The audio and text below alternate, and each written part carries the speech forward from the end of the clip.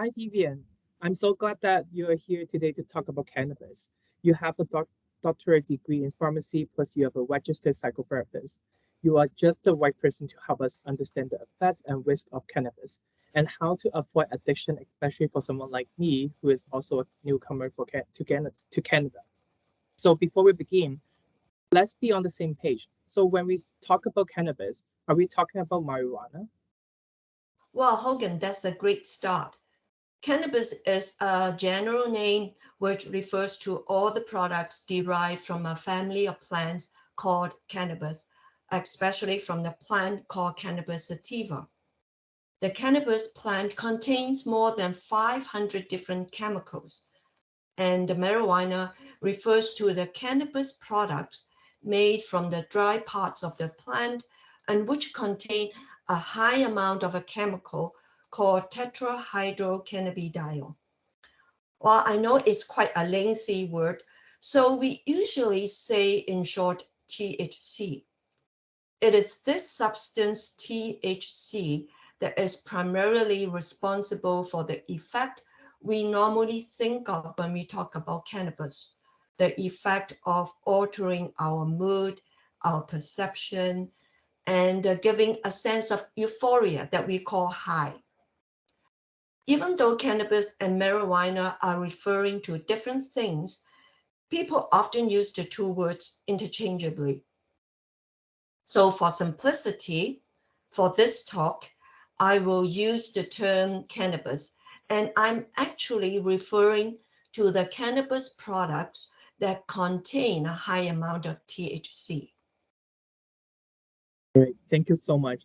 So, cannabis has been legalized in Ontario for almost 4 years now. Does it mean cannabis is pretty risk-free? Many of my classmates said marijuana is really safe to use. Is it true? Well, the legalization of cannabis does not mean the use of cannabis is risk-free. To the contrary, the use of cannabis, especially among youths and young adults, can lead to serious harmful effects. According to a very comprehensive review conducted by the National Academies of Sciences, Engineering, and Medicine, over 10,700 scientific studies about cannabis, there are many health risks in cannabis use. Just to give you an idea what kinds of risks we are talking about, there are substantial evidence that cannabis use will increase the risk of developing respiratory symptoms such as bronchitis, increase the risk of motor vehicle accidents, lower the birth weight of babies if cannabis use was during the pregnancy, addiction, especially if the cannabis is used during teenage years. And the most serious health effects is the development of schizophrenia and other psychotic conditions. There are moderate evidence that cannabis will impair the process of learning, memory forming, and attention, increase the risk of developing depressive disorders, increase the incidence of suicidal ideation or attempts, and increase the risk of social anxiety disorder. Wow, these are really harmful effects. And wow, I actually just have another question. Is cannabis addictive? Yes, cannabis can be addictive. People who have been using cannabis for some time can show withdrawal symptoms when they stop taking cannabis. Studies showed the younger the age a person starts to use cannabis, or the higher the frequency of use, the higher is the risk to develop addiction. A person can become so hooked up with cannabis that daily activities are affected, and the person does not have the ability to stop taking it. And when the person stops taking cannabis, withdrawal symptoms show up.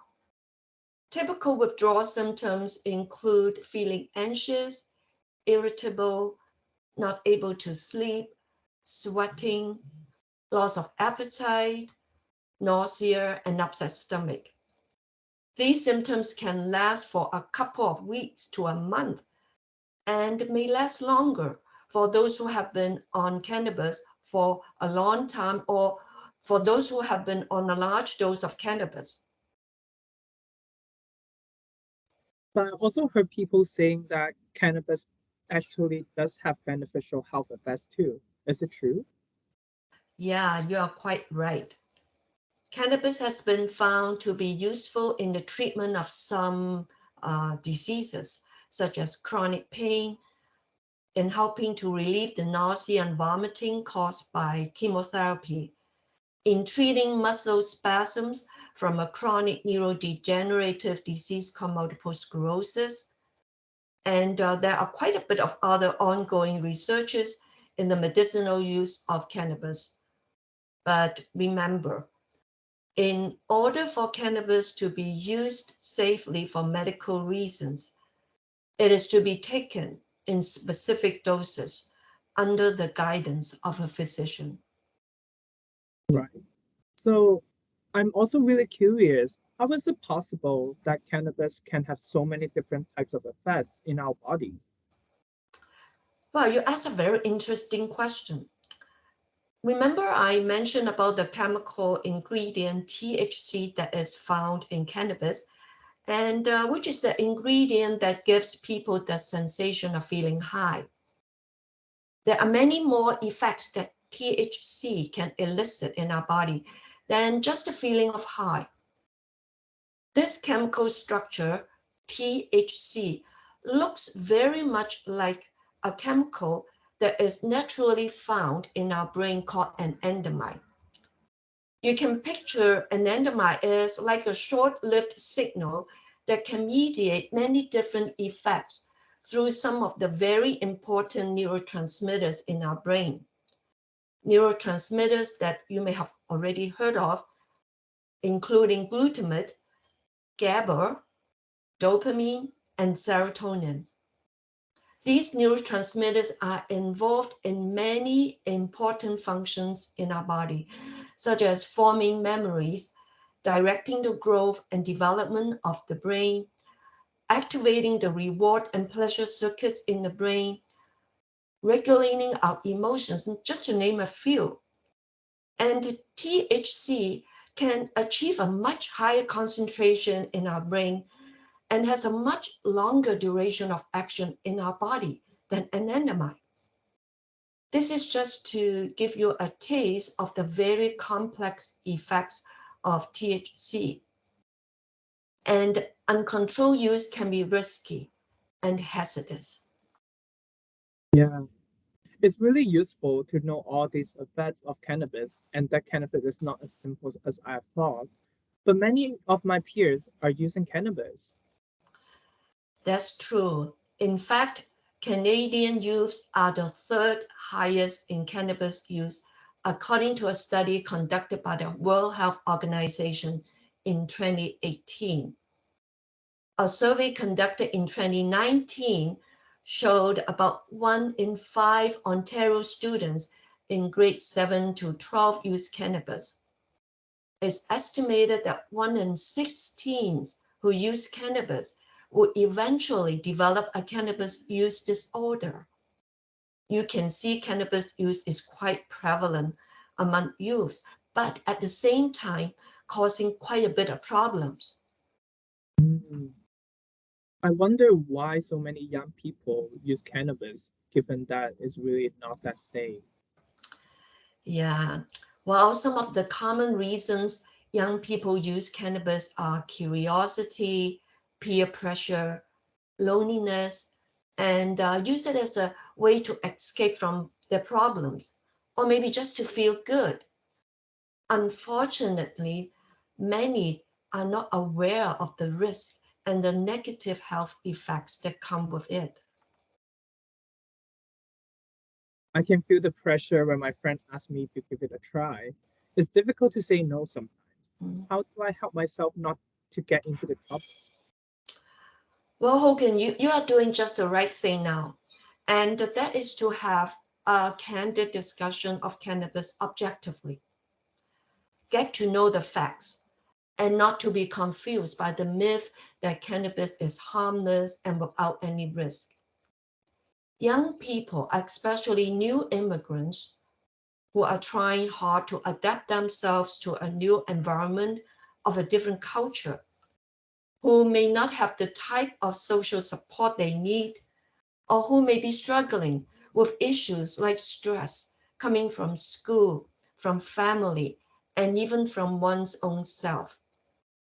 Well, here I have some tips that can be helpful for you and other young people as well. Know the facts about cannabis. Attend talks or read articles from reliable sources. Just like it's important to keep physically fit, it is good to keep mentally fit. Live a healthy lifestyle. Exercise regularly, eat well, and have adequate sleep. Talk about your difficulties or issues or things that are bothering you with someone whom you trust. Talk with your parents. Your family is your most valuable support resource. Have a circle of friends. It's important to have, well, at least one or two close friends. Develop an interest, especially in something you think you are good at, like a sport, music, arts, or anything. Join an interest group at school or in your community. Volunteer yourself in something you find meaningful. Get yourself involved. If you have a concern, seek professional help. I have here at the end of my talk a list of resources that offer information and support in the area of cannabis use. So this will be something handy to have. I hope it's useful for you. That's really useful. Thank you a lot.